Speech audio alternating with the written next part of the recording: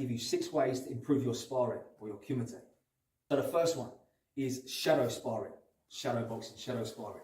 Okay, so what we're going to be doing is keeping quite relaxed, throwing techniques out and imagining slipping, moving and dealing with attacks and returning attacks. You know, try and sort of play out a bit of a story in your mind, get some little combinations going. Imagine what the opponent might be doing in return to your attacks or your movements. Okay, try to use different angles, move off. In front of a mirror is even better, so you can kind of see your movement there. Slip off to the side, you know, come back in, this kind of thing. Keep it relaxed and try different things out. Second one, learn how to feint or pull your opponent.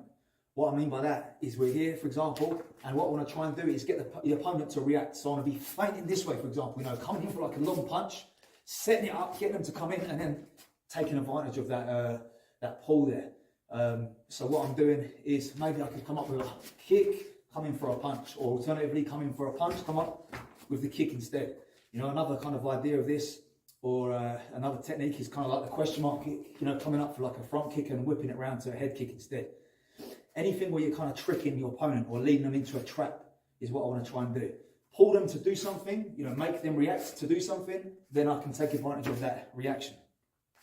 Number 3, again in the mirror is a good time to do this. Try to eliminate all the telegraphs. And what I mean by that, telegraphing is kind of showing something before you move. Okay, so we want to be looking in the mirror, watching yourself or even on video and just cleaning up your technique, you know, just making it as clean as we can make it without any kind of tells, you know, shoulder coming up, head coming down, any of this kind of thing. All your techniques, you know, your kicks, all your movements, try to get them as clean as possible so that they cannot be seen coming before you've thrown it. Number 4, pick a few combinations that you enjoy or that you're good at. You know, it could be anything. It could be like a punch, lead into another punch, come up with a kick or something. Drill a number of combinations, maybe 3 or 4 combinations that you're confident in, and get very good at those and use them as your go-to techniques when you're trying to spar. You know, you're having a little go and you've got these techniques in your mind, so you can throw boom, boom, boom, know what techniques you're doing rather than kind of just be stuck trying to think of it on the spot. Number 5, and I think perhaps the most important one, is to relax and enjoy the sparring. So, you know, what happens is sometimes it's too tense and people are sort of taking it too seriously almost.